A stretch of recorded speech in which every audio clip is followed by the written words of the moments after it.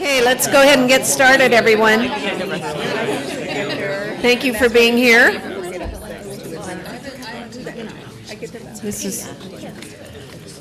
This is a momentous occasion, our final meeting of the EnvisionEverett Committee.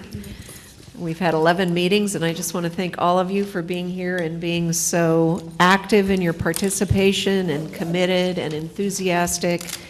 And from my perspective, very pleasant to work with. You know, when you're in my field of facilitation and mediation, you work your way up the ladder by taking on the most difficult and complex and contentious issues. And I never really get to work with groups that like each other this much. So this has been a real pleasure for me.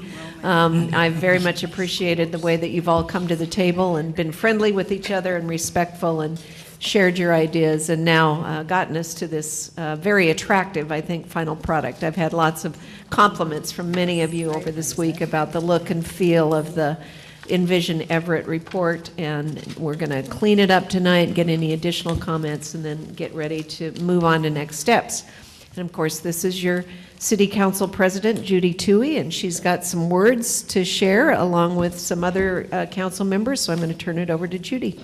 Thank you, Margaret. Well, I just want to really thank each and every one of you who have worked so diligently over the last few months. This is a big project, but it's very, very important to the city. And it's so important that you're doing it for all the city. And I hope that it inspires each and every one of you to continue to be involved in Everett in some way. I know some of you are on committees and boards and other things with the city, but I sure hope that those that aren't, get involved, stay involved, because I hear this is a fantastic group and we don't want to lose any of you. As Yogi Berra said, if you don't know where you're going, you may end up somewhere else. Well, with your efforts, we now know where we're going for sure, so I want to thank you for that. The visioning process, vision statement, and the strategic framework will reflect what we value most about Everett, and as that shared image of what we want Everett to become. And I thank you for all your work. And this will inspire the staff and the elected officials and our community members to work together to achieve this vision. And I want to thank specifically all the staff who was involved in putting this group together. It was really important for the council that this group reflect the geographic and the diversity of our city. And I think they did a great job of that. So we were really happy with that, and I want to thank the staff for that. And I hope all of you will come and join Margaret when she presents this to City Council meeting. We'd love to have you there. And I know that Councilmember Paul Roberts would like to say a few words of thank you too, but thank you so much. It means a lot to us. You can just be right here. Well, as you know, Councilmember Paul Roberts, I chair the General Government Subcommittee, and our task was to really serve as a liaison to your work. And I want to echo what Judy has said. I know on behalf of all of the council members, we were extremely excited to see this committee come together. We were very excited to see it's representing the diversity, geographic, ethnically, socioeconomically in our community, age-wise. I mean, we were all just sort of slack-jawed thinking, wow, this is really cool. And so our job as the General Government Subcommittee was, as I say, to become a liaison. Councilmember Franklin is here, Councilmember Bader, and I did a lot of tag team. You sort of saw us. But we looked at our job as lead, follow, or get out of the way, and choice 3 was by far the best choice. We were interested in making sure we were getting the information from you and not getting in the way of the work that you were doing. So everything that we got from your facilitator here, Margaret, we DL'd the council, they all got the information, but otherwise we just wanted to be quiet and hear what you have to say. So I just can't thank you enough, and on behalf, I know, of all of us, we really appreciate what you've done. So getting out of the way is what I'm about to do. Councilmember Franklin, did you want to say something? Sure. Thank you. Yeah, I will not be long-winded. I will just echo what my fellow council members have shared. True appreciation for the hours and hours of work that you put into putting this vision into place, and how important it will be for many years to come in guiding the decisions that we will work together to make. I really appreciate it greatly, so thank you.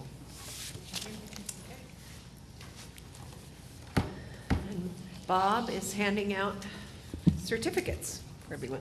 Okay, thanks. Thanks for being here. All right, so you all have the draft, which I sent out on Friday, beautifully designed by Susan DiPietro from your Parks Department. I thought she did wonderful work with this document. And we want to go through it kind of section by section to get any comments, suggested edits you might have. I did get some from, I incorporated everything that you sent me prior to about, like May, what was it, 11th, 12th, something like that. I got some last minute additions, which I put in here as well. So I think I'm up to date with what you've sent me. But of course, you've read this over the weekend and probably have some other ideas. So that's what we want to do tonight, just go over it carefully, section by section. Mari mentioned that she had had caught some typos and had some copy editing types of things to suggest, including the fact that her name was misspelled, which was obviously the most important thing to change. In my view, it was. So anyway, I apologize for that extra N in there, Mari. But if you have those types of things, just hand me those markups. I've also gone through and done a markup rather than spending group time on typos and that kind of thing. So I'm mostly looking for suggested edits, changes, et cetera, that you might have to the actual meat and substance of the recommendations. So let's start with the introduction. Again, Mari's name had an extra N in it, which I'm taking out. But this is just kind of an overview of the process, et cetera. Any thoughts on this one? Anything you want to change?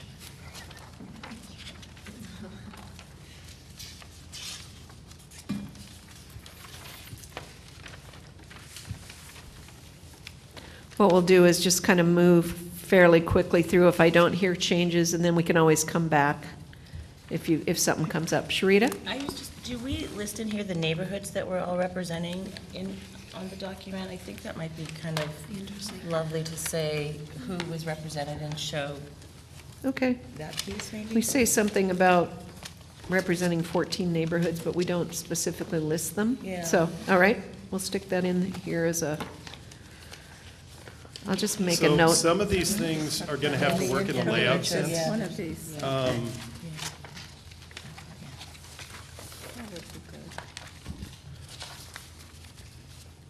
So we can try to make it look good. Okay, well, we'll just make that note. Well, speaking a little bit against that, sorry, but like I don't really feel like I don't feel like I'm representing my neighborhood here. Okay. Like I don't really go to neighborhood meetings. So like I would hate for my name to be past the neighborhood because I've never been to one of my neighborhood meetings. Okay, So that would make me nervous. yeah. Could I say something? On the Safe Streets Initiative committee, I looked up where everyone did business or lived because I was curious to see if the entire city was. So if you live somewhere, I think that would be helpful. It was helpful to me to just see where you may live. Ben? I like the idea of saying here are the committee members comprise these neighborhoods, not necessarily saying this person was from this neighborhood and this person was from this. Okay, okay, Because if you, there are. okay. I speak of that from the NAACP, whereas we love to know where people are from, not necessarily know exactly where they're from. Right. Okay. Does that sound like a reasonable compromise? All right. Yes, Greg. At the last meeting, I just briefly mentioned that we never did really touch on the subject of police or fire departments. And I imagine that crime and substance abuse section on page 5 would not only cover that, but it doesn't mention just straight out crime and prevention. It's always in the context of drugs and substance abuse and the like. I think it's too late, probably, to add a whole thing on this, or a whole discussion for that matter, but I think we should have given that a little time, and I should have mentioned it earlier, and it's... Some of the work within the Continue with the Community Streets Initiative, Safe Streets programs, and support those efforts, appropriating staff for our budgetary and legislative actions. I mean, certainly the public safety kind of falls under that, so it's not as implicit as you want it to be. That's right. But currently, that's maybe where it would fall. Yeah, let's wait till we get there into that section before we specifically address potential edits, but I appreciate that. So I'll make a note out when we get there, we'll deal with them. Anything else in this introductory section? So your overarching vision statement for 2037 on this page with the seagull looking at all the boats, sailboats. You'll recall that you did this very early, and it was fun to go back and see it again. It was like January 9th or something that we really worked on this, or even your initial brainstorming on the 7th. Any thoughts about this overarching vision statement? Didn't we skip? Page 6. Well, I was in the introductory section. Did you have something Oh, back? I didn't understand that either. I was. No, I thought we were on. Page 6. So, okay, I do have a comment. Page then. 6, yes. I have a, according to your agenda, I want to, on page 4, I think the section that's called A New Everett is excellent. You asked us to talk about the things that we really like too. Oh, yeah. I really like that Okay. section. Yeah. And then, under the summary on page 4, the economic development, I know you get into this later in the thing, but the 2 bullets of all of these that I did not understand when I read this first was support professional and other networking opportunities, and then the Anchor Institution Program. Again, I know later in the document you explain those, but if this is gonna be like an executive summary, I think those are not clear, in my opinion, if this is gonna be like an executive summary. Okay. So again, I think if someone was reading this just by itself, because a lot of people just read executive summaries, Yeah. you're not gonna know what an Anchor Institution Program is, and you're not gonna, to me, professional networking opportunities seemed out of context for economic development. Now, again, I know you define them later, but I thought all the other bullets were pretty self-explanatory. Okay. That's just my thought. What would make support professional and other networking opportunities clearer? Well, I think later you talk about the whole youth, the young professionals and things like that. Okay. Like emphasize mentoring for young professionals, or, something that maybe, Okay. it can say the same thing. I think it just needs to be clear. To me, when I read this, I was like, what does this have to do with economic development? Okay. Like, I was thinking literally like networking meetings. Okay. So I think that bullet's fine, just maybe a little clearer. But isn't it a pretty expansive? I mean, it could be Rotary, it could be Downtown Business Association, it could be Yeah. Young Professionals Club, it could be Engage Everett. I mean, there's a lot of things going on, so I think that was the spirit of the conversation, is how do we ensure that those things continue? As I was helping to put this together and edit it, I wasn't thinking of this as an executive summary. I was Okay. thinking of this as the shorthand, the bullets that once someone has read through it, they can refer back. Kind of a table of contents in a way for someone who's reading for the first time. And then for someone who's referring back to this, since this is going to have a 5-year shelf life, they can go back and just reintroduce themselves to, refamiliarize themselves with what the bullets Okay. were, knowing that, the more expansive commentary is deeper into the document. So will there be an executive summary? No, this is it. This is our thing. It's only a 30, it's just, well, that's the overarching vision too. Okay. Part of it, that's a summary of what kind of was at play here. I could see how an extra sentence in there would be great from what Maddie is suggesting, and also supporting the existing programs like Rotary and other things that are going well. So and we've then got to just- add the sentence then in the I would other thing, just- because these are word for word, the same, that all of them are word for word, the same that they are later in the document. So we'd have to do it in both places, and then you create a redundancy, potentially. Got it. I'm okay either way. I don't feel that strongly about it. I was just saying all the other bullets, I clearly understood. Just like some. And those two bullets, when I first read them, I was like, what does this mean?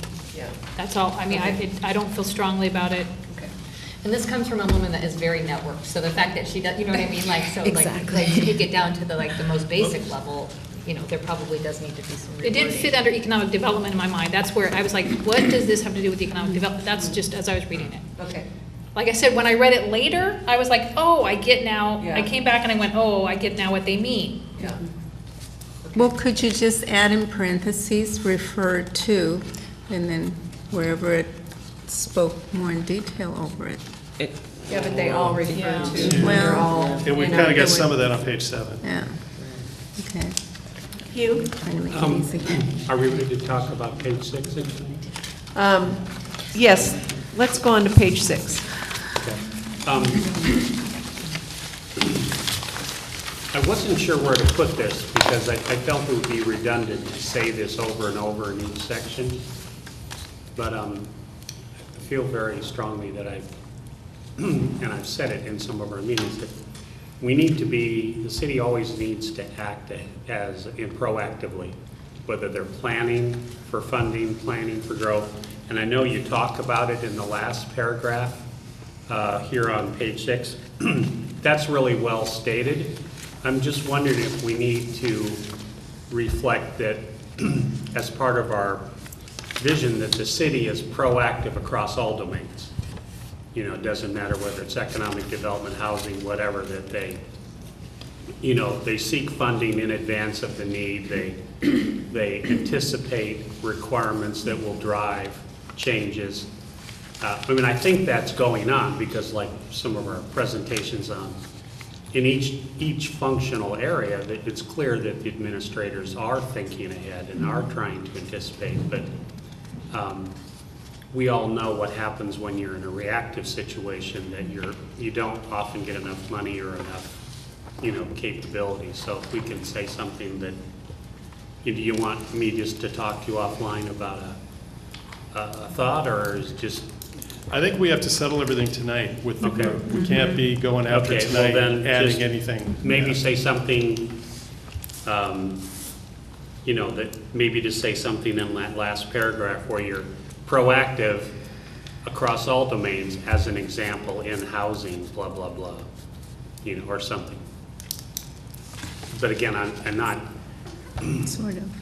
I just feel like, I think we use the words proactive Well, I in hate- so I much. don't like that. I don't like that. I don't want to argue back with you, but. Necessarily. Maybe I don't want to- anticipate, Yeah, Okay. okay. You want to make sure that the city's on the cutting edge, looking ahead, no matter what the issue is. Right. Yeah, okay. And it explains it well about housing in the last paragraph. I just Okay. think it needs to apply to Yeah. all the functional areas. So we want that sense of energy Yeah. that Everett's, yeah. But other than that. Anyone else have thoughts on that? Because I could see working that What into. about even the first paragraph, the last sentence? I don't know if there'd be a way to talk about that as a kind of an overarching theme, along with honoring the Right. legacy and then. So maybe developing- something about honors its industrial legacy while looking proactively ahead, proactively ahead to Because that creating works this on that one. thriving, yeah. Literally, it works. I feel like there's a proactive tone throughout the whole document. There Without is. even There is. necessarily I don't want to spelling it out. necessarily Right, say it. I feel I like it's just, very. So that might be an appropriate. I was gonna say, you can probably even take proactive out of that last paragraph, because you've already said thoroughly anticipated. Yeah. And then you go into proactive, so you can take proactive out there, and as you said. put Let's work it sentence into in. that first sentence, Yeah. yeah. or second sentence up there in the first paragraph. Look Okay. at us editing so nicely together. I mean, this is the only time we've done group editing, which is pretty remarkable, so. Okay, good. Any other thoughts on your overarching vision statement? I have one. Okay. In the second paragraph, I noticed, and then also on page 4, under a new Everett, the term affordable housing to many people means low income, low barrier. There's the option of using attainable. It's- Okay. Could change in 5 years, and we could all call it even something else, but many people, when you say that in the housing industry, or when people are looking at considering new projects, and you talk about affordable housing projects, Julie, help me on this one. It's getting confusing. Yeah, so. What's affordable? Yeah, exactly. Everyone has a different definition of that as well, but. So give me the term, what's a better term, attainable? Attainable. So attainable to all Or you could just economic, social, so you have You many could say options. affordable for various income levels. At various Yeah, or a income. spectrum, the spectrum of housing, Yeah. or something to relate to that. Exciting recreational opportunities and housing affordability But for all. affordable is a real vague word, isn't it? At all levels. It is. Could you just say that, Angie? Housing affordability at all levels, or housing affordability Yeah, for all? that would work, but the. So rather than calling it affordable housing, Yeah. it's housing that's Affordability at. Okay, I get it. I At think all, various at all economic- economic spectrum. And I think Greg and I could want to keep the affordable housing in there, but add that. Would that work for you guys? Because affordable housing is something that's important as well. Is that what you had in mind? It- It just occurred to me. Yeah. How ambiguous the word affordable is. Duh. I mean, affordable to whom? Exactly. Well, and I think we want that, we want housing for people that have low income, and we want market rate Right. housing, and we want supportive housing, we want that spectrum, and we definitely talk about that later. We did- So we by talked only about calling that it later. affordable housing at the beginning, Yeah. it kind of narrows our lens. Okay. So she's just saying, let's make Okay. sure that it's, yeah. Overarching. So I'll broaden that out Broaden. to, I always thought in terms that the cities, when you say affordable housing, they narrow that focus down in their, in the way that they do business. And so the term affordable housing is something, is not really a generic term. It means something in government. It really means something in government, and to go with saying attainable, I think attainable is important, but I also think that the term affordable must stay in. I think we do a really good job in housing and laying out those different levels and tiers. I mean, we could maybe add more detail, but I think adding just that affordable across all spectrums of income levels, something like that would do the trick here. But keep affordable as a term. Okay, Hugh, did you have another one? Oh, sorry.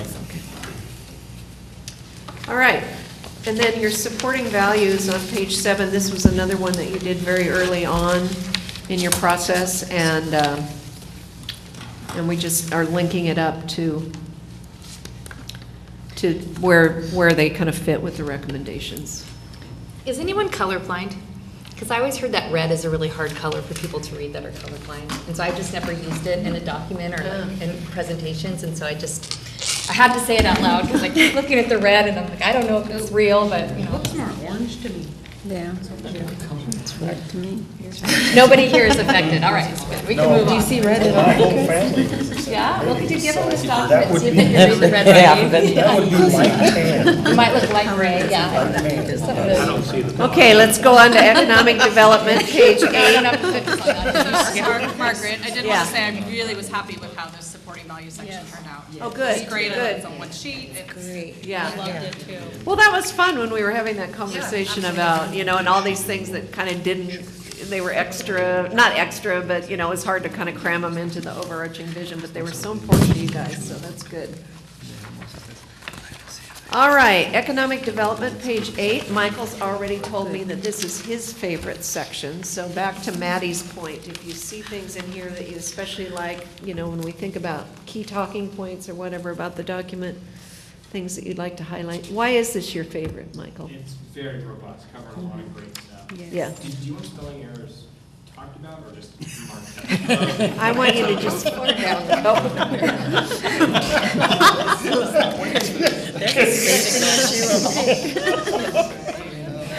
Thank you, Michael. Section by section, yeah. Okay, so Mari has some spelling stuff too, and I said, just give me the markups. So. Okay, we're in the economic development section. Maddie. Okay, page 9. And actually, this comment is for other sections too, under the 5-year success. To me, it's nice to have a base number from right now. So we say 3,000 small businesses. I have no idea if we're at 2,999 businesses right now. We're just talking about adding one. Okay. I mean, to me, it's nice to go, in some cases, we have it, like when under mental health, we know how many beds there are. Okay. But here, like, there's no baseline. It'd be nice if that was referred to somewhere. We want to double. We wanted 25, something, because I don't know what we're talking about as far as our baseline. Okay. I guess since I've got the mic, I'll tell you my other ones too. The North Broadway corridor on page 11. In other sections, you refer to it only as the Broadway corridor, and in this paragraph, you refer to it very specifically as like a few block area. Okay. So I don't care which one it is, really. I mean, I guess to me, I think that the Broadway corridor and Broadway longer. Tell me, Sharita, I think it's North Broadway, because North Broadway essentially refers to north of 41st. So for my intent purposes, Broadway is all of Broadway, stem to stern, gateway to gateway. So, and there is a differentiation between North Broadway, which is the college district, and Broadway, the corridor. I've always thought of North Broadway as everything north of 41st. Well, I've always referred to it as Broadway corridor. Because that's what the street is named. I've always referred to it as the Broadway corridor, meaning from stem to stern. I never separate out the North Broadway, which is the So all the college way down to district area. 75th and beyond? Because that's where Broadway No, goes. I'm sorry, from 41st to the 529 gateway, the college gateway. That's why there. I'm saying, if we just say Broadway corridor, to me, that could include everything The whole all the way thing. down south to Ever Mall. I would take out the North Broadway, because there is a specific piece of that is North Broadway. So I would take out north on that, because it is confusing. What I'm saying is that if you take out north, you're including everything to Everett Mall. And I don't think that's what we're intending here. I think we're talking about the Broadway corridor north of 41st, are we not? Yes, we are. I think, though, if we say North Broadway, though, because the college district is North Broadway, is the road, North Broadway is considered as an address? So what I'll say is a long timer here, and Ethel, you get other long timers. I mean, we've known North Broadway is north of 41st for a long time. That's right. Yeah. But the way this is worded, it sounds like this is all around the college. The whole paragraph is around the stuff that's going on at the college. And that street is the college. Everywhere else in the document, it says Broadway corridor. This is the only paragraph where it says North Broadway. But this is the first time? So put Broadway corridor and then put 41st to Tower Street or something. I like that idea, Define Julie. it. Because if we put north anything, right now, we're trying to unify our city. And Yeah. I don't think it sounds And right. we're And I do creating see. an urban, like a center for our community that's an access point. Certainly, in our anchor institutions are one thing, but also, I don't know if the entertainment part of Broadway is an anchor institution, but I do think that is a definite another site that we need to build around, just like we build around the college. But I think if you speak of North Broadway, anybody who lives in Everett, when you say North Broadway, we're gonna know it's 41st North. But I don't, I think of it as EC3. Yeah. I think of North my whole Broadway life, as I North totally Everett, agree and that is not Yeah. 41st. And we're shifting the past. And, well, I think that that's right. I agree Now- that North Broadway is the strip that is North Broadway by the college. That's how I refer to it Yep. now. So like anything else, you have to just say, what's the accepted definition versus the definition that one person or another. I guess what I'd say is, what we need to do is be clear. Be clear, say And so, Broadway, the not idea 41st. of putting something in parentheses that defines what we're talking about here. Yeah, If there's this that'll much help. confusion, I think we do need to And like define Brenda it. said, get rid of the north and south. We're trying not to be Put north north and of south anymore. 41st. We're one Everett. Yes. Like, Well, it seems like this is very specifically talking about the college and hospital area Yeah. campuses, which I think is almost different. I mean, it is Broadway, but it's a very specific part of Broadway, so I think you almost want to say that, more than just North Broadway. You all had various conversations about Broadway. Yeah, I mean- So this was a very specific issue tied to sort of the college district. You had So this other seems times more that you about talked all about the Broadway corridor where you were broader on your Broadway corridor. So we just need to decide one way or the Should other. we call it the college/hospital district? Can we name it? Doing that That's what it's a vision report, right? We'll call it. Linda's Broadway corridor. Yeah, I think all of our conversations are north of 41st Street, and I think that's a Broadway corridor, and that leaves enough leeway for our leaders to interpret and develop more Areas in businesses, between. areas on the Broadway corridor north of 41st. I propose that the city council renames the street Broadway from 41st to. Could we leave it as North Broadway corridor and then just still define it? Broadway. Well, hold on. Yes, Julie? If we call it, if that's what it's pertaining to, is really that far north end, then leave it as North Broadway corridor, but then define that like nearest to hospital and college or something, 16th North, or, I mean, some kind of definition? My preference, it would be to make it 41st North and to figure out some way of making it include the college as well as the rest of the corridor, because the goal is to find ways to create some synergy along the entire corridor. So as much as we could be inclusive of the whole corridor would be my preference. I think Julie's first suggestion was great. Call it the Broadway corridor and define it. It's the first time it's, put in parentheses, 41st to whatever. Okay. Because it's the first time it's come up in here, so it's okay to do that. And everywhere else it says Broadway corridor.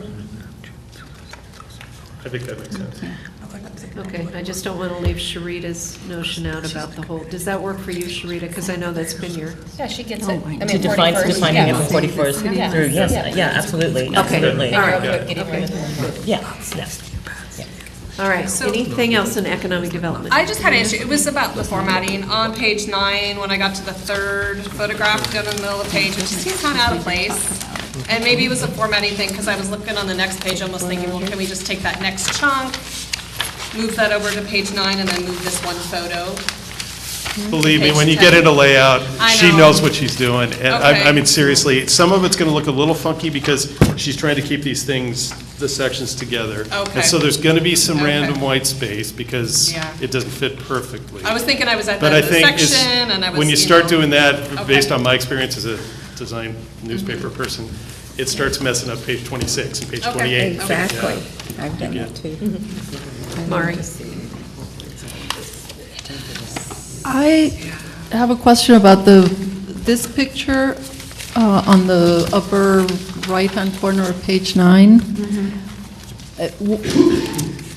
When I look at it, that looks to me like what they're doing is putting in place some kind of electrical pole or a traffic light pole, but the caption says, they keep Everett beautiful by maintaining sidewalk tree basins. That's a Vector truck, so it's an extension like a vacuum cleaner that sucks out the water as they're digging the So hole they're with getting water. ready to put trees in there, Right. is what that's Yeah, doing. they're preparing that basin. Okay, my ignorance then. Okay, thank you. Maybe you could say using a, whatever kind of truck it is, backhoe trucks or whatever, backflow. It's truck. really not a big deal. But it's funny though. Because when I read tree basin, I thought I would see a tree somewhere in there, but it's really not a big deal. We're planting metal trees now. Anything else in economic development?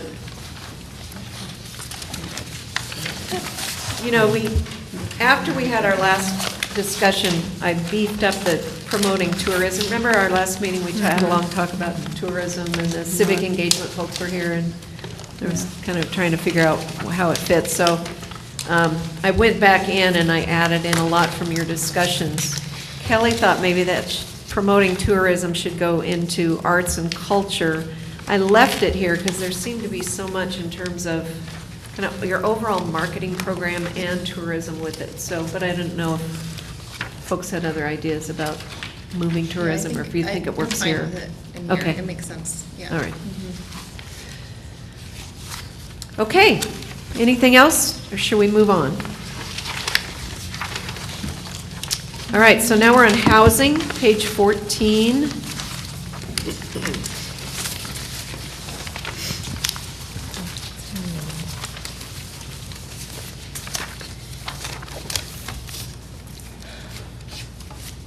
So let's look at page 15, place a high priority on affordability. Angie, tell me if this is where we talk about think we're trying to get at that spectrum of incomes. But I'm wondering if we should make changes here, given your previous comment.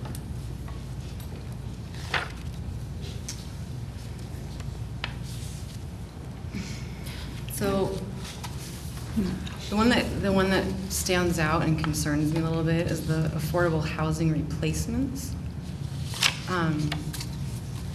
Suggesting that there's a requirement.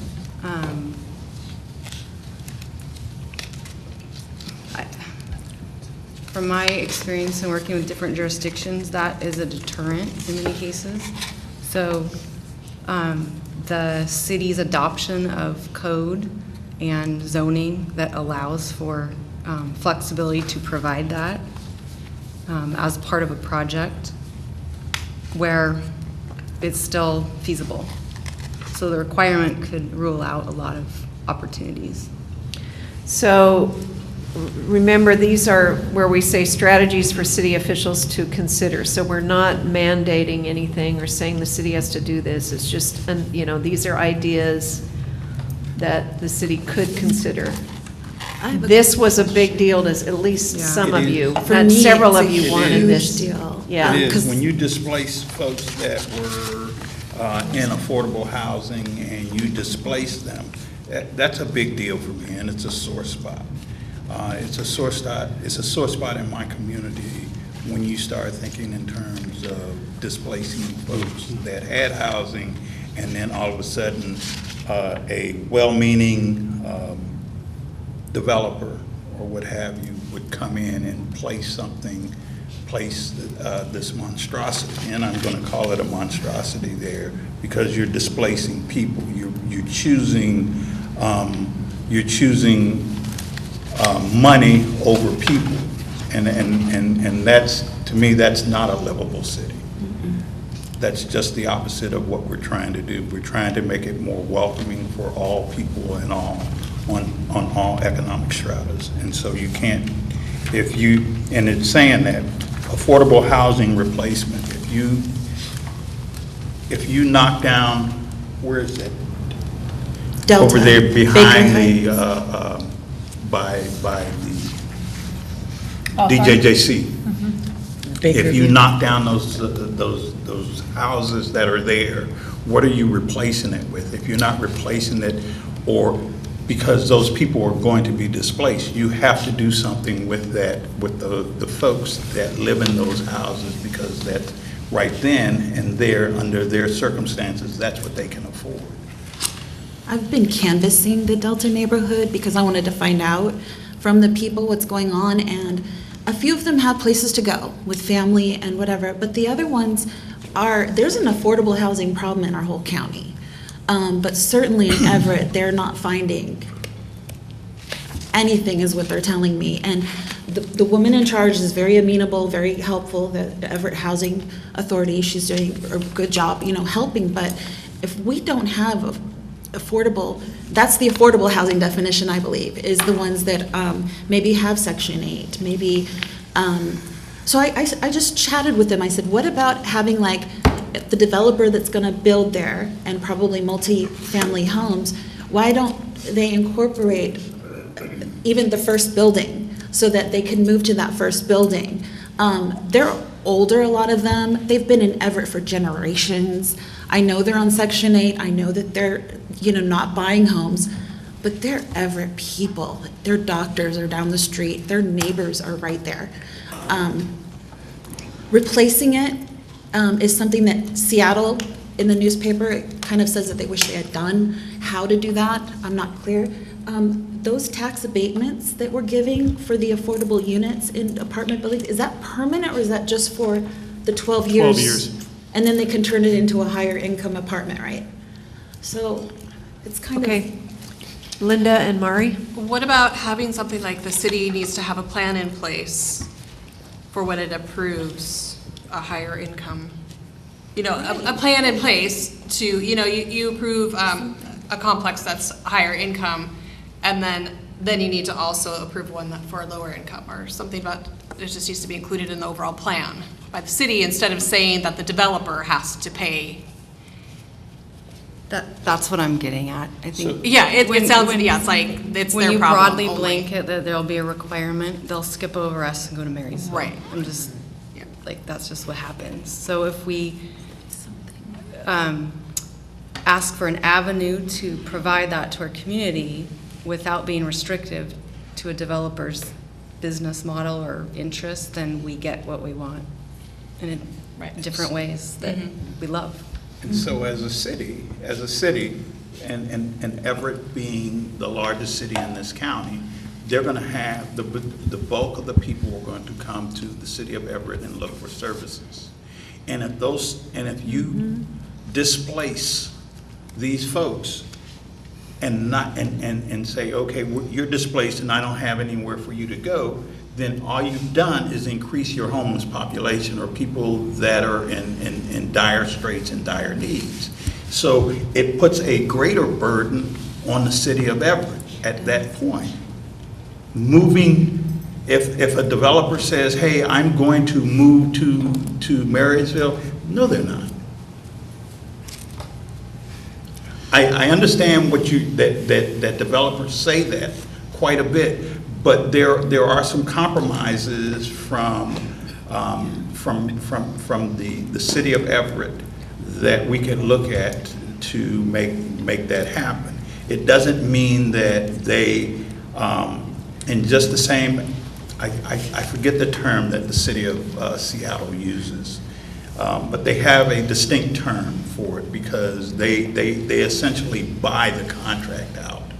They still pay for it, and then they give it to a housing group or a housing authority to make sure that other developers or other people can come in. There is a particular term that they use for that, and it's just skipping over me now because we actually talked about that here the night that the folks were here, and I can't remember what the exact term is.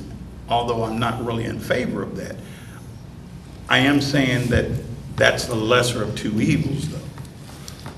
But just saying, okay, I'm going to raise this building, and then and those folks that were there and they're displaced. We've got Maddie and Julie. So I'm on the Everett Housing Authority Board, and they are required by HUD to replace any units that they move. So everyone in Baker will be placed somewhere. If that means that they have to go buy an apartment building, they will be replaced. So this regulation, the way it's written, is only for developers. So this is not HUD, I mean, this is not, Everett Housing Authority and HASCO have HUD regulations. So what's written here would not, I mean, they have to replace the units. So this would only be for developers. I feel like it's broadly enough written that we could probably get by with it, but I do agree that I think we would like developers to come here and not have fine reasons why they couldn't, but I feel like it's broad enough, I feel like it's general enough written that we could handle this. Okay. Julie? As I look at the next one, the encourage the development of multifamily structures that reflect modern design, some of those also have a priority about affordability. So it's like, maybe we need to just look at them together and mesh them so that we have a high priority on affordability. And maybe affordable housing replacement isn't the right word. Maybe it's ensuring continuation if displaced, that whatever that might be. And then the whole design and innovation might be its own. So maybe one of them's about affordability and the gamut of different housing options that you have listed, and then the other one is about the innovation in the modern design. Okay, I like that. So we could take the housing with supportive services and the social impact investing and put those under the affordability. And the mixed income housing. And then you have more design issues like mixed use development, condominium development, green spaces and parks. That would go in this other one? Yeah, maybe. What did the rest of you I didn't think read of it completely, but it seemed like. So then it gives more of a menu about affordability. You know, you're talking about a broader spectrum. We keep the developer idea in there. It's general. It's just a suggestion.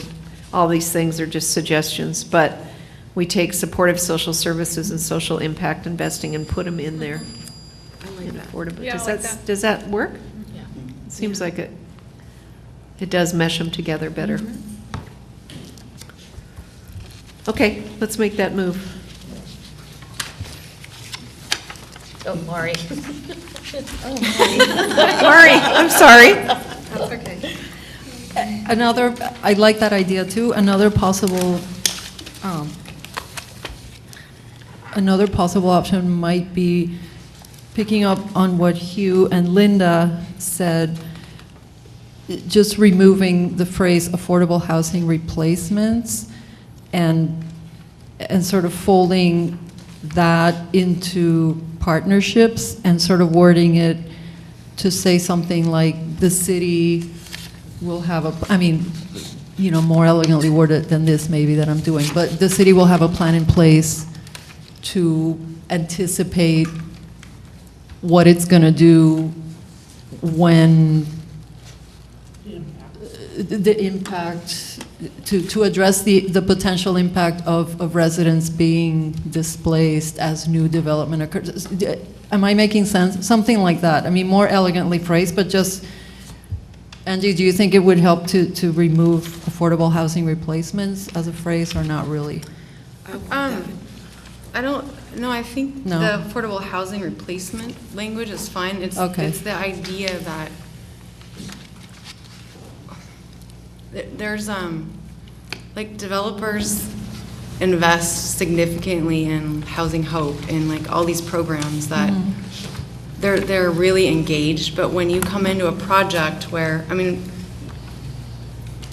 new townhomes built in Everett sell for a certain amount, and the same exact product sold in Woodinville sells for $200,000 more.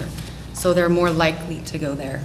So when we put specific requirements on a project, it may just dismiss that opportunity. Oh, no, I understand, and that's why I was wondering if we removed, could be required to replace any affordable housing, if we kind of reworded that to convey the same There's idea. got to be a plan in place to make sure that it's Without it's making replaced. it sound like It's not- something yeah. that they'll say, just a thought.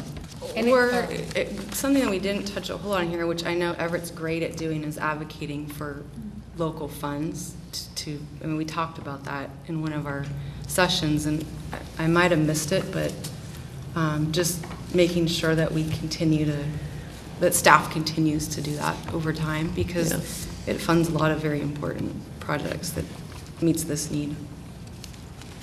Is that not in here? I think it is, I think when we get into homelessness, we have a lot of, we have more of that. Brenda?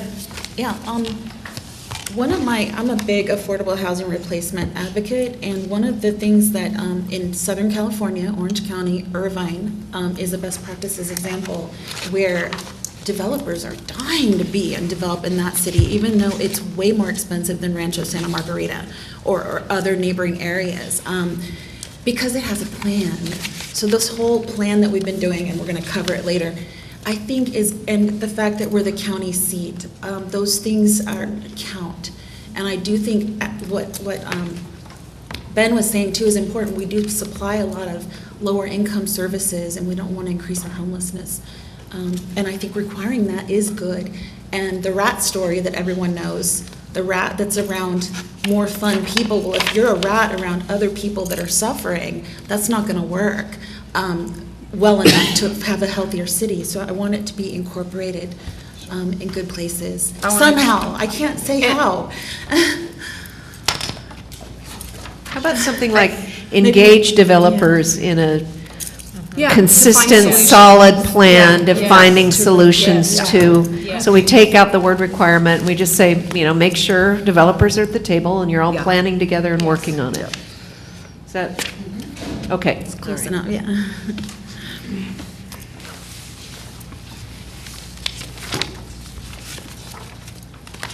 Okay, anything else in housing?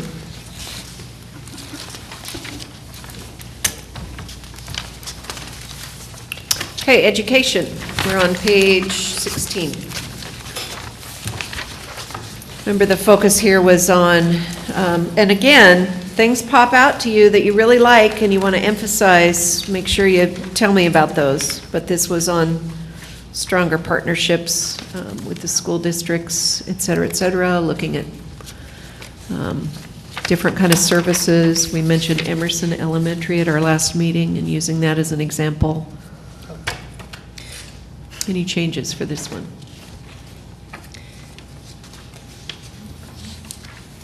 Can I just say real quick, you refer to it as the Everett University Center in here, and I don't know that that's actually what it's called. Is it just the University Center? Sierra's not, I don't know if you know. Where are you? Yeah, it is. It's the Everett That's University. the conglomeration that WSU manages the Everett University Center, which includes all those other universities. Oh, okay. Do they call it Everett University Center or just University Center?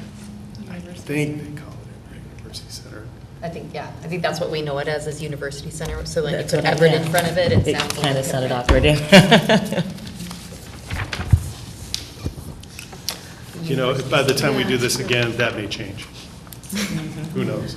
That's going to continue to evolve. It'll develop and I'm just really thankful that both in our tourism and in our education, that we're recognizing the importance of marketing it and sharing it with our broader community, that we have some strengths there, because it is a attraction to our Yeah. community that has a reputation for that we don't have a reputation for having, so it's good. Telling a new story. Yes. Okay, transportation.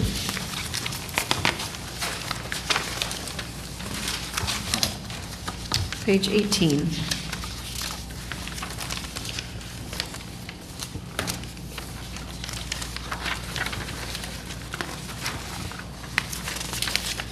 Can I ask us to go back real quick to education? So we use the term knowledge-based city, economy city. Do we use that term throughout the document more than I'm seeing?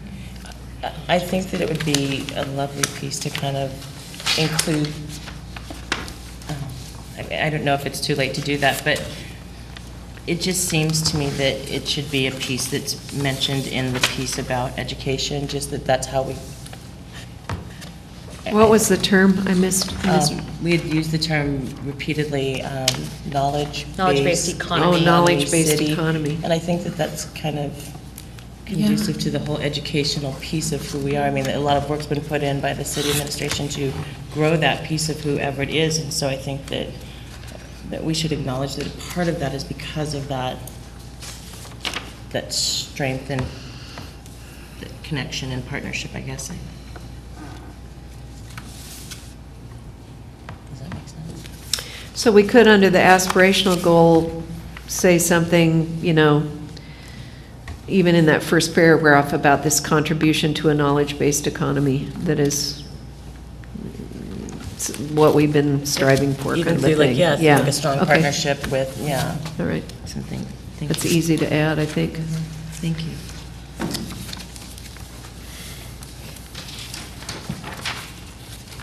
Any other ones on education? Okay, transportation. We were on transportation, weren't we? Any additions here?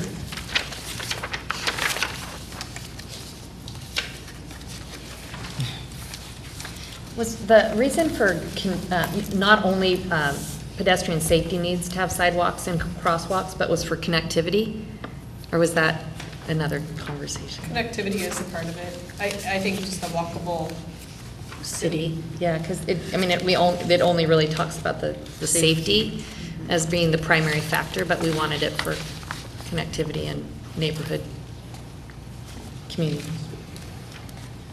But maybe somewhere else. Let's look on page 19. We've got it under the bicycle thing. We have the word connectivity. So I wonder if we should, and it's about bike lanes and trails and walking trails. So do you want to? Julie, is what you're getting at, continue to increase the number of sidewalks and crosswalks for pedestrian safety and connectivity needs? Is that all you're saying in that title? Yeah, you could, or are we trying to make it more easier, safer, and more enjoyable, whether by bike or by walking, and then the strategies go underneath them? I don't know if that changes, Yeah, the way it's currently written is that the connectivity is just about biking. Yeah. really. Right. So I agree with Right. Julia that I think walking is also, needs to have something. So how about if we change the one to continue to increase the number of sidewalks and crosswalks for pedestrian safety and connectivity? Yeah. Take out needs, we don't need Yeah. needs. And then I'll add a connectivity sentence in there. Perfect. Thank you. And then we can keep it in as well, because this was a big deal to a number of you about bike lanes and walking trails and all that stuff. So we'll have it in both places. Okay.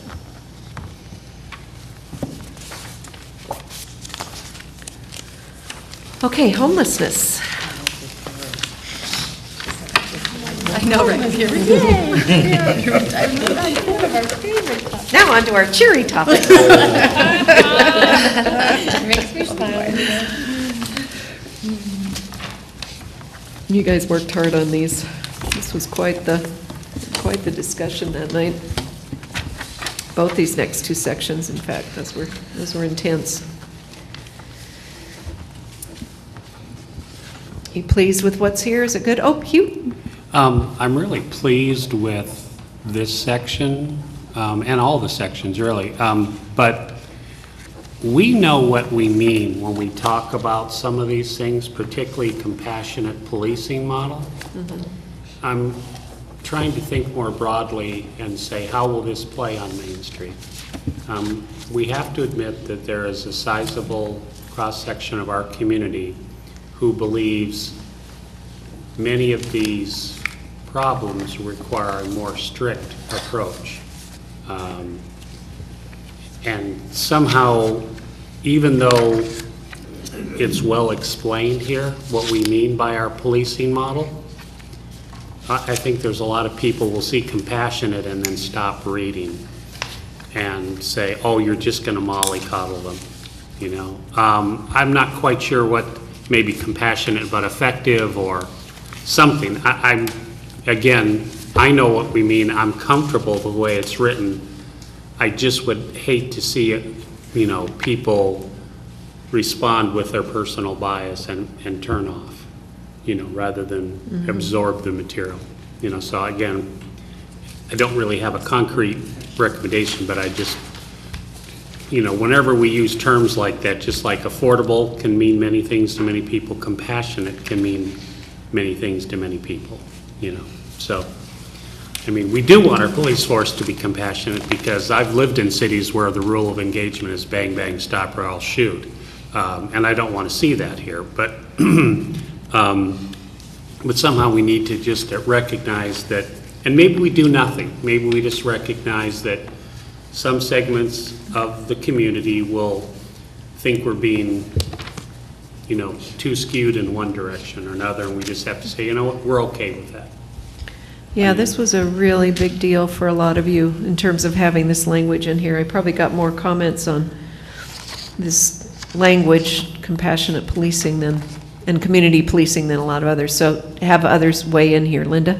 I'm just wondering if there's not another word other than compassionate. I've been listening to some things they're talking about, you know, the police shootings that happen. They usually happen within like a few seconds after the policeman arrives on the scene.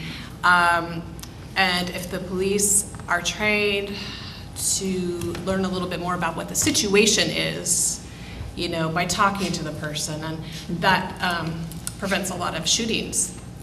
So I'm wondering if there's must be another word out there.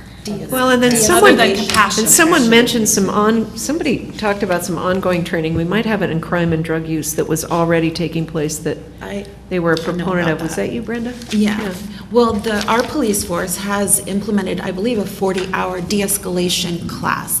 The de-escalation class actually, from what I understand, I don't know the detail, but it slows them down in the beginning. And an NPR broadcast like 2 weeks ago was saying that 45% of the police shooting, you know, citizens happens in the first 30 seconds when they arrive on scene. Then it's like 25% the next 30 seconds. So if we can slow them down 2 minutes, I mean, our chances of everyone going home safely or going to jail safely that's what we want. So we are already doing that. It's called Crisis Intervention Training. CIT training is the name of it. It's not called de-escalation. De-escalation, it's CIT? Crisis Intervention Training.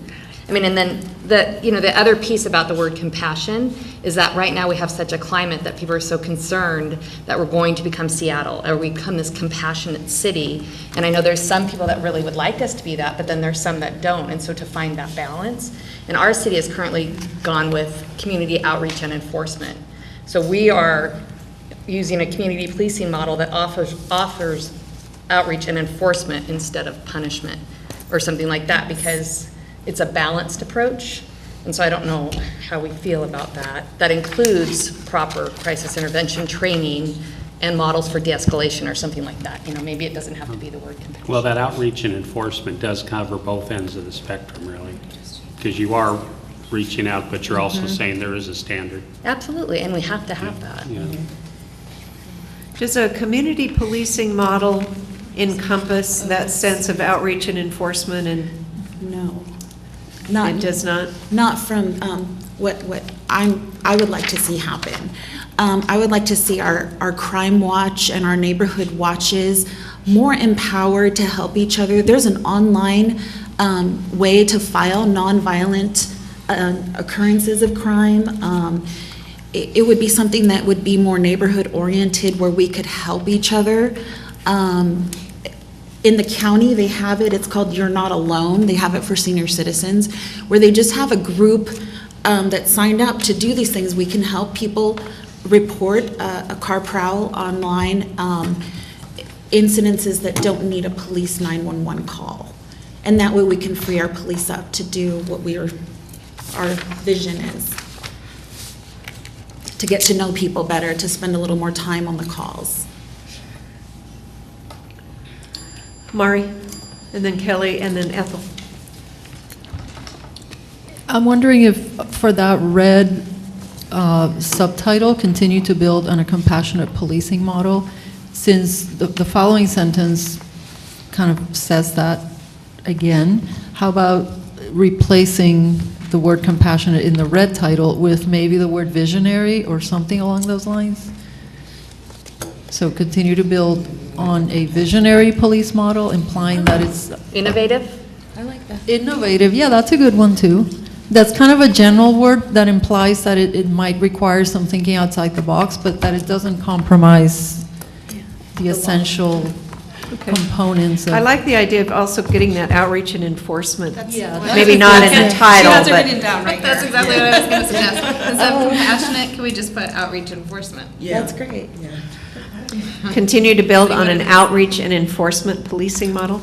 Yeah. Is that what you're suggesting? But Brenda, I think that what you're saying is the next reiteration of that is then the community policing model. So what we have right now is kind of outreach and enforcement, and then the community policing model is a model that is the next, it's about the police officers being a part of their communities, and that is different than kind of the balance of outreach and enforcement. It's the next reiteration. Actually, that's not That's the not what way I'm saying. that it's been written in the past couple of years. Community policing means that the police understand the people, they have more connectedness with the people within that community.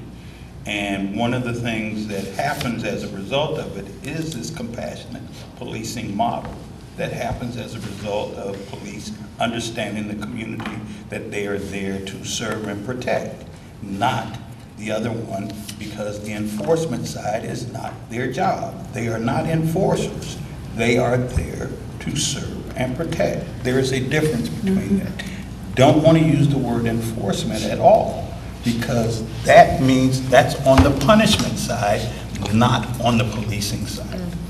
The policing side is to try and prevent and or stop and apprehend, but not the enforce. The enforcement is something that's totally different. The court does the, Well, I mean, and from so what in I'm the homeless understanding. section, you're saying that that's not the place that it should be, but then we talked earlier, do we have We the don't have a enforcement place. piece in here? Because that also is a part of what our police department does and needs to continue. Police are not there for enforcement. They cannot enforce. They uphold the law.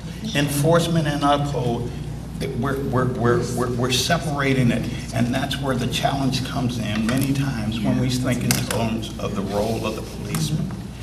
They can't, because if you go into that as you're the enforcer, you're crime and you're the judge and jury right there on the street by virtue of being an enforcer.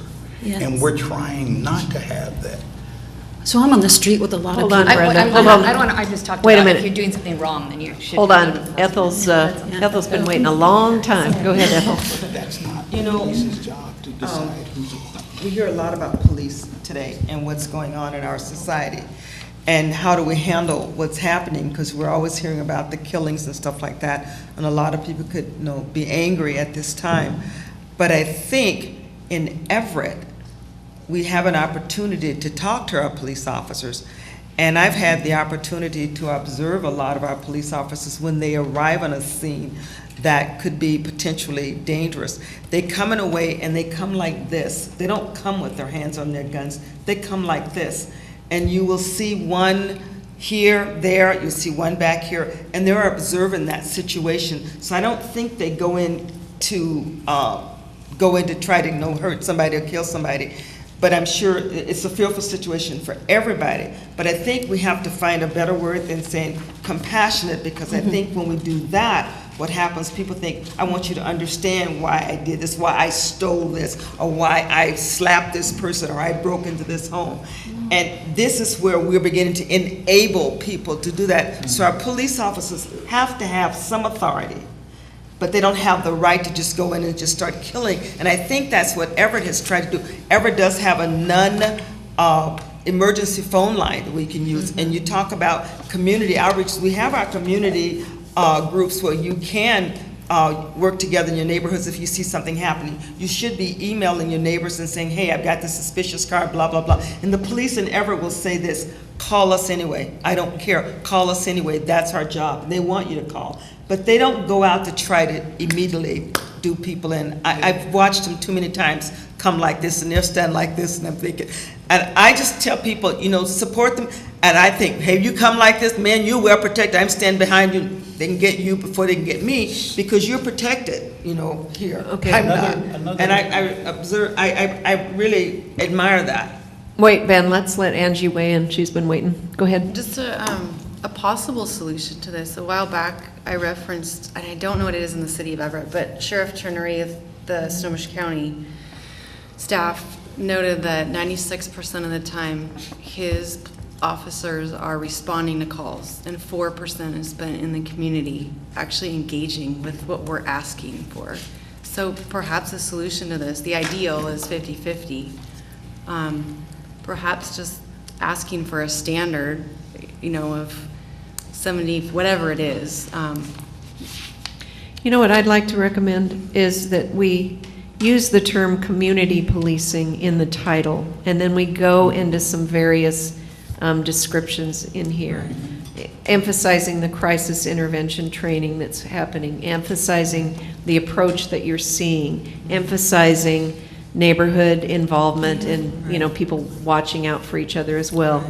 But take out compassionate, just go with community policing. We can still have outreach and enforcement in some way. I get that it's not enforcement, but just not have that the defining thing, but more this sense of engagement actively with people. That's what you're working at. That's what you're trying to achieve here.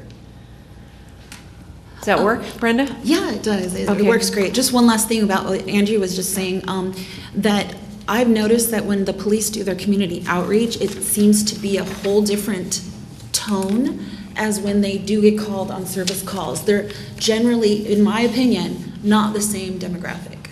So I'm suggesting that every interaction with a person would be a community service. I'm in the Sheriff's Academy right now, and the Sheriff's Academy, it's every single interaction with a person is your chance to do a positive interaction, and as a result, they really don't have complaints online, which is amazing. Well, and we have that, the last paragraph here, one statistic indicates that police response time to actual criminal occurrences is a very small portion of a typical police shift. So officers have time to interact more closely and positively with the neighborhoods they serve. So we do have that in there. And you guys, I think it's okay, Hugh, to say this is the committee perspective. Again, I'm not necessarily saying we should change it, just recognize how it's gonna, that some people are gonna see that and turn off. And maybe Yeah. that's Yeah. okay. You know? So we got Ben and Greg, and then we'll close this one out. Go ahead. I was thinking more in terms of, though many of the words have been great, I think in terms of the term respectful policing. Because then that if you give respect, you're going to garner respect. And on both sides of that equation, but if you come as the aggressor, if either party is the aggressor, somebody has to de-escalate the situation, and someone has to be able to respect. And if you take that time, but it is, but I think there are other terms that were more appropriate, and I do like taking the word compassionate out. Okay. And go in with community. Right. Okay. Greg? Well, my issue with the police is that I feel there's a big disconnect between the police department and the community at large. Sure, at the neighborhood meetings, we get the policemen, they come and talk to us, but if you have something stolen at your house, let's say, and you want to know what's going on with that case, you're out of luck, because you can't make that reconnection with the police department. Hey, whatever happened when my bike was stolen last week?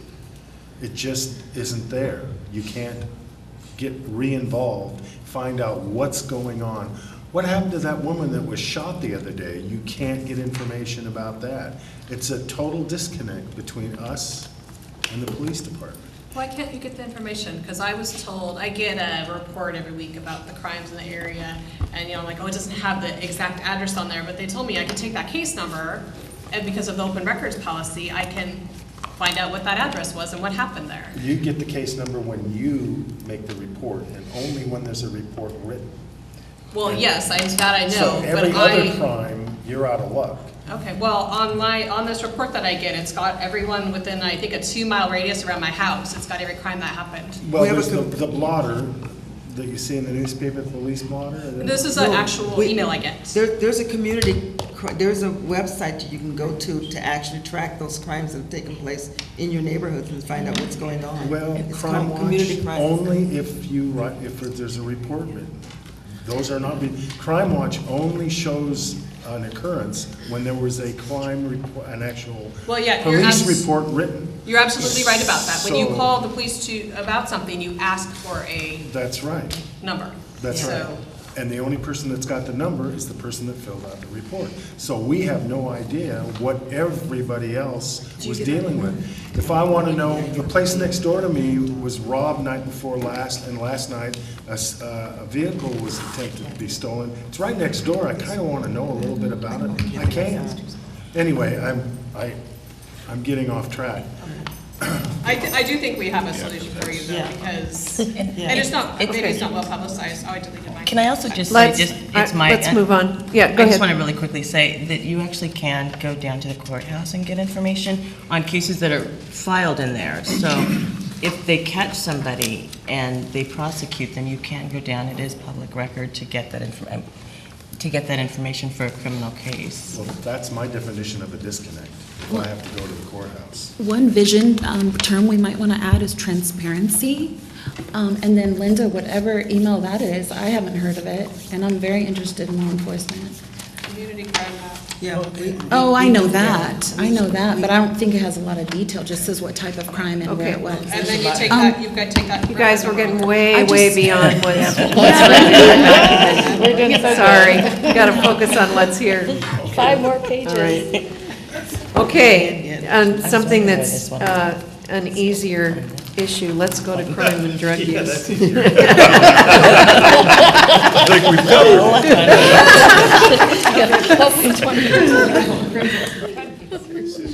This is like a really small thing. I just was thinking that the first time you say detox, could you just, detoxification, just make it the whole word? I don't know, detox seems a little slangy. Okay. And you could just, put parentheses detox and then use detox. I'm the happy rest of to it. change it everywhere, it's no, yeah. And it's very controversial. Anybody else in our crime and drug use section? And we also talk about, there's a lot about policing in this one too. Rebalancing the criminal justice budget into drug use prevention and recovery. I think that, that first paragraph about the county jail, like, it's not necessarily true and accurate. Like, people don't go to jail because they're detoxing. They go to jail because they've done criminal behavior. If they have been doing opioids in the last 72 hours and they have a small misdemeanor, they're not going to go to jail. So I'm just not sure that that's completely inaccurate. And so what would better language be, do you think? Let me think about that and get back to you in just a minute. 'Cause it's...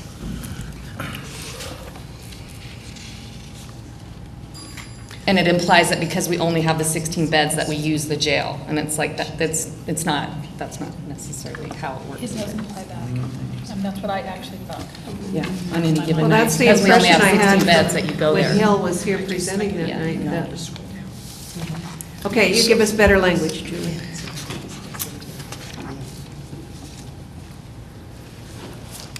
All right, anything else? Anybody else? Crime and drug use. You could say something like the jail is sort of a de facto. Yeah, exactly. Detoxification or detox. I like, again, in this section is when I mentioned, it's like we have the number of beds now, and then we have a goal. So any place where there's a goal, a number goal for 5 years, it'd be nice to have some reference of what the current number is. So like in this section, we say 16 beds, and we say we want to go to 64. So we know what we're trying to shoot for, but like there's the downtown housing section of this says we want to get to 600. How many housing units do, I mean, so All right. whenever there's a goal, a number in the goal, Okay. I would try to put a number in the paragraph up above so we know what, Okay, There's a Okay. reference. like a baseline paragraph, Okay. baseline number. good. Somebody else had commented on this, that we also don't want to be confined to just the 64, but that needs to be appropriate to what the needs of the population are, so. Well, and the way That's the why I system added works, that they're phrase. detox and treatment beds, so like, they're two different things. So if you're a drug addict and you first need detox to get, to come through the withdrawals, then you need the treatment program. So they're two different things, and so we've kind of like blurred them in together, like, so, and I'm sorry I didn't like review that more clearly prior to right now. Okay. It was just so pretty. I know, right? Help us with that one, Julie, thank you. Any other comments on this section? All right, arts, culture, and recreation.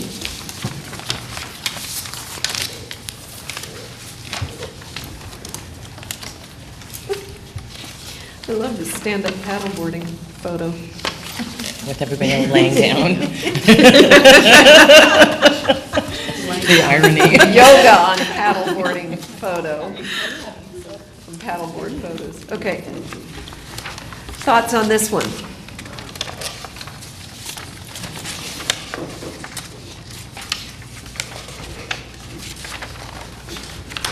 Are all those women dead? I don't think they're dead, they're doing yoga. Yoga on the pad.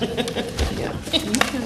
That's a thing. Is that a thing? That's a thing, that's a class now. I see them at Green Lake all the time. Have a Margaret, I great know you time. said this before, but to me, tourism is such a big part of this too, and so I don't know how, it's only in economic development right now, and maybe that's just where we leave it, but to me, tourism is around horticulture and street festivals and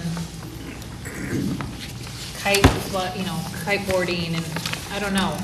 I don't know if you add a sentence or so that says to make maybe I just let it go. But I think that's why we originally overlooked it, is because I thought it was coming in there under this section. The tourism. So in the first Is that what you mean? paragraph The under tourism piece? aspirational goals, we have kind of that last sentence is, Everett's beautiful physical surroundings have been heavily advertised and promoted, resulting in a regional perception of Everett as an exciting destination point.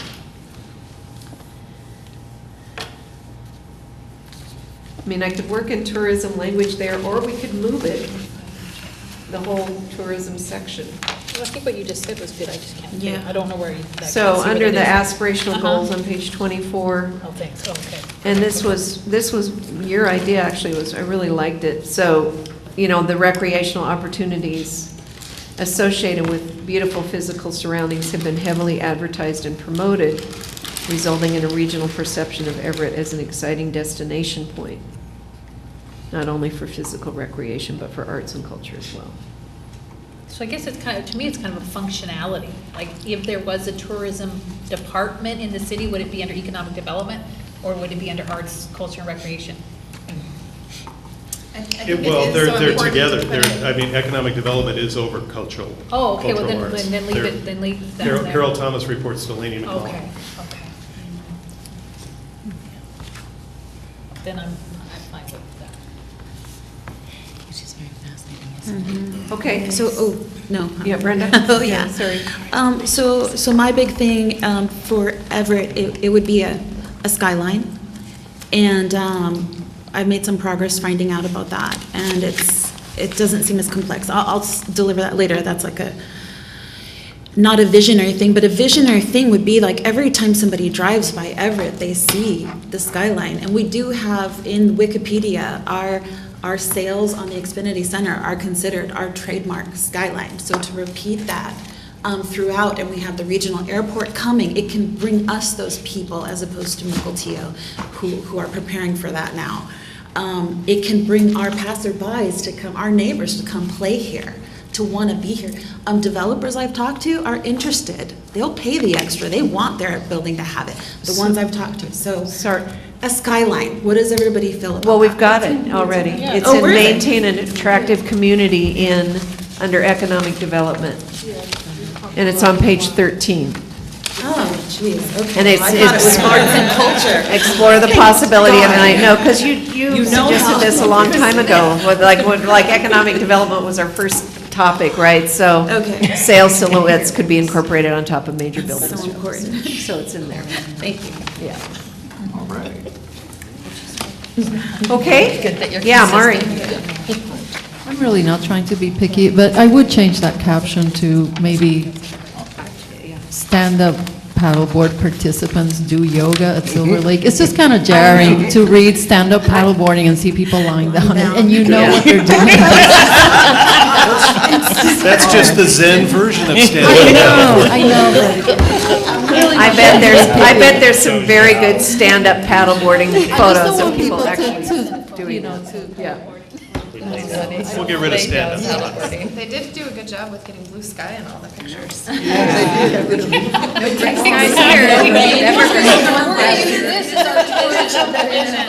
don't think we send the photographer out on cloudy days. Okay, Parks and the Environment, page 26. Can I go back actually and say, sorry, just that I just did love in the last part that we did with the cultural, or the art and the culture and recreation piece, the inclusion of a lot of multicultural language and the idea of including more pieces of that in the city's, you know, who the city is and what we do, and that there's a lot of language about collaboration and partnering, not just here, but also in the economic development piece that I really think is spot on and necessary, so. Good. Yeah. Okay. Right, Parks and the Environment, page 26.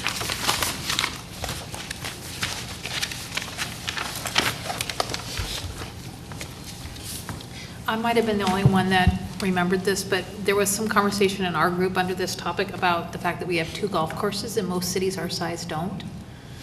And I know you mentioned in here, or 3, whatever, we mentioned in here, could be redeveloped to offer a broader range of uses. I mean, I guess that's maybe, but I mean, nowhere in here does it clearly state that the city should look at whether we really need to have 2 golf courses. At least I remember my group talking about that. There was a follow-up that land actually has to be like natural, like it can't be developed to an extent. It has to be kept in recreation, outdoor recreation. So we would have to stipulate that, I think. It can't be developed like into housing. I don't know if it was like deeded to the city. I looked into that, and that deed does not have that. You're talking about Legion, I'm talking about Walter Hall. Oh, okay. Yeah. The Legion. Because of the state funding Yeah. at Walter Hall, it came, a lot of the funding for that came out of the outdoor recreation fund, and one of the stipulations there is that land either has to stay in outdoor recreation, or you have to find the same amount of land nearby, Right. and it's not. there, so. The Legion Golf Course, there was a rumor with people that worked in the city that it had to remain a golf course because it was left to the city. And that was the case years ago, but that has changed. So that golf course doesn't have to be a golf course anymore. So how about if I change this to just say, you know, the city should do an evaluation on the need for 2 golf courses, and if we don't, you know, make other Accordingly, recreational yeah. uses. Yeah, okay. But it's more of the evaluation and kind of consideration of whether or not you need both. Which that study is actually underway right now. Oh, it is? Yeah. Well, good, we can accomplish something already in our vision. So we can say the committee supports that evaluation that's underway and looks forward to those results. Bob, can I talk to you after the meeting about that, please? If there's time. Got to do some other things after the meeting. Okay, anything else on Parks and Recreation and Environment, Parks and the Environment? All right, civic engagement, our last section. This was our last discussion from our last meeting, so.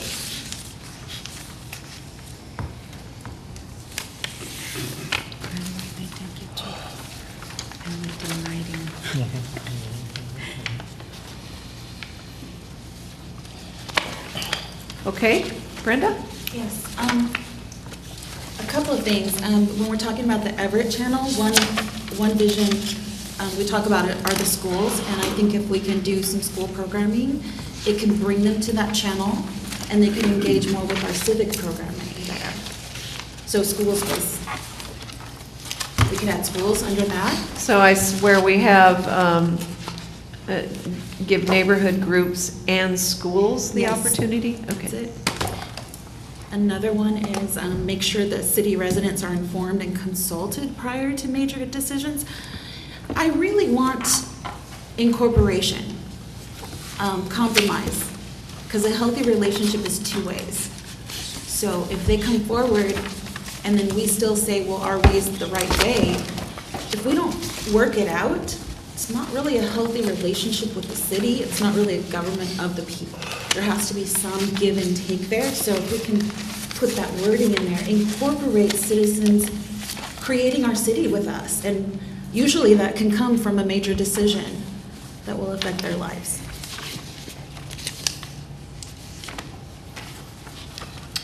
So where we have in the 3rd paragraph, the last sentence, it is most important to make sure that people know they were heard and to help them understand the way in which their opinions have helped to shape city decision-making. Does that get at what you're saying? The way this is written, it sounds a little bit top-down.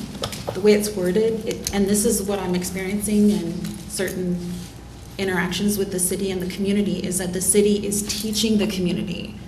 And if you have a healthy relationship, it's more balanced. Because who wants to engage with the city when you're just going to be told, oh, thanks for engaging, I hear you, but teach, teach, teach. We want to have the citizens teaching us as well, and we want to compromise. We want that, a government of the people, as well as our experts and our staff. But it has to be more balanced. So incorporating what they're saying. So rather, okay. To some degree, just have that healthy relationship in mind. Because if I'm in a relationship where somebody just teaches me every time I say something, I won't stay engaged. Reciprocal? Reciprocal teaching or not teaching. I hate that. Conversations prior to the decision making. Reciprocal and collaborative decision making, or somehow, if the city knows, hey, we're going to have to do something with the people, we're not just going to teach them why this is the right way. I think we're going to have a healthier engagement, ongoing engagement as well. Yes? Okay, so how about if I change that? How about if the recommendation says make sure city residents are actively involved in major decisions? And then I add things about engaged, learning from each other, conversations into the. How about instead of involved, something more specific about compromise or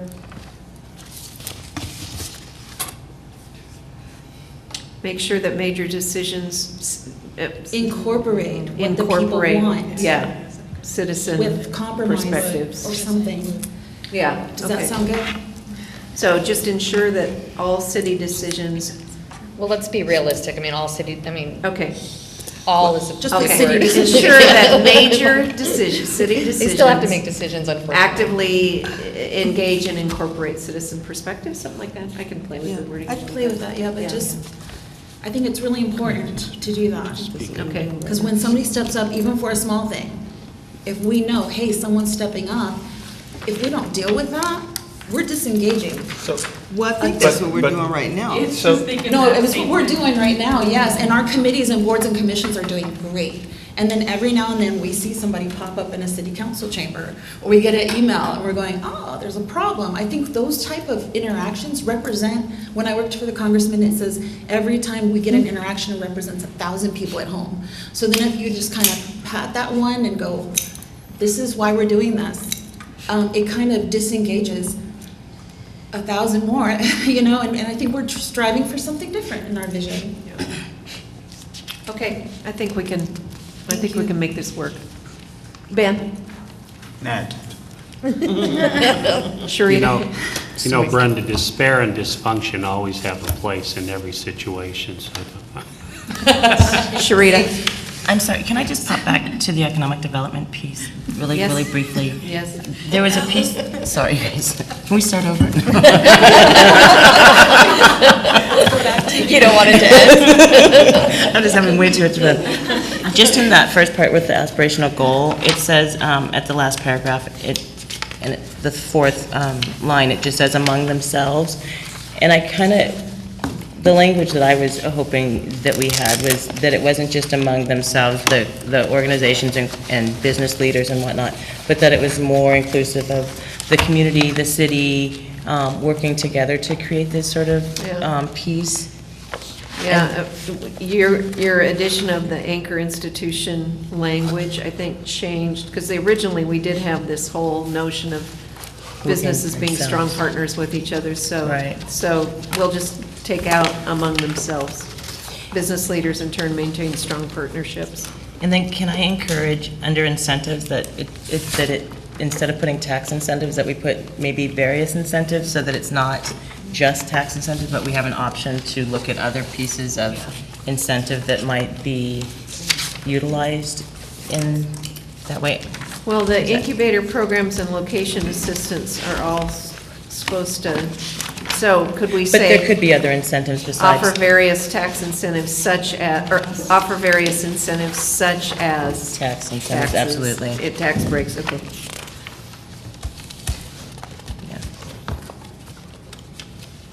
Thank you. Brenda? One last quick thing. I know commissions and boards and everything, we get a lot of respect from participating in this. We get a lot of power. But so many of our people in Everett can't, won't, or something. I mean, they can't come and do the commissions. So I think what I'm talking about is I really want what happened here, which is terrific, what happened in Safe Streets Commissions, our neighborhood councils. I want that to happen when every person in Everett stands up and speaks. And we got to find a way to do that. So it's a government of those people as well. And they'll stand up and tell us what they see that we can do better. And it's a great opportunity, one person, and not make them go through the process of a board and commission to affect change like we're doing. Thank you. Mari? This is extremely minor again. I'm wondering if there's a reason that these 4 colors were chosen specifically for the non-picture boxes on the cover. The reason I'm asking is because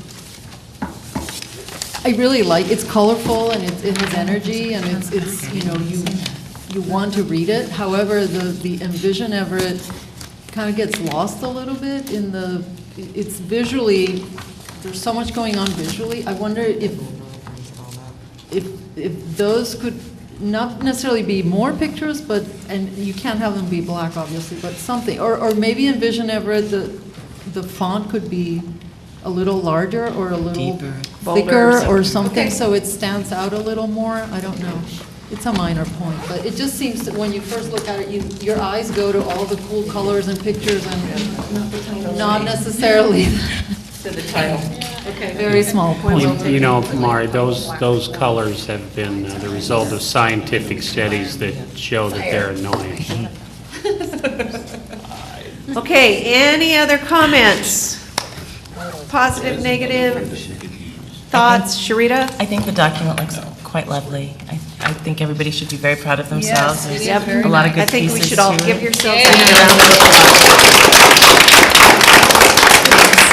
Good work. All right, Bob has some next step information, and then you're going to get a photo and do the group interviews. So the next step will be doing some sort of presentation to the city council. We don't know how long that's going to be because it's going to take at least a couple of weeks to get this to the print shop and print it out. We're going to take a photo of you all. We're going to incorporate that in here, going to incorporate these edits. So it's we're probably looking at middle to late June, but before we can get a city council meeting set up for this. So hopefully Margaret will be able to be there. We'll see. I certainly will be, and we would love to have all of you there, as many as possible. The city council members will have a chance to read this ahead of time, and so they'll probably have questions. And having you there I'd rather have you guys answer them than me. You know, what did somebody mean by this part? One of you probably came up with the language, so. Do we get a final copy of this? Oh, sure. It'll be sent to us? Yeah, you'll all get a final copy of it. You'll also be getting an email at some point soon from Wendy McClure, probably, asking you some questions, kind of a survey of civic engagement and some of your thoughts. It's going to include some questions about this process, from how it was formulated and how it went, sort of like an exit interview. So the next time we do this, we'll have the wisdom of your thoughts to incorporate into how we do this. So that's coming too. Are we going to get a reminder email perhaps of the city council meeting? Oh yeah, when we set the city council meeting, absolutely, we'll let you all know as soon as we know, which will be at least a couple of weeks in advance, so, okay. Yeah. Thanks, you guys. Thank You've you. been awesome. Thank you.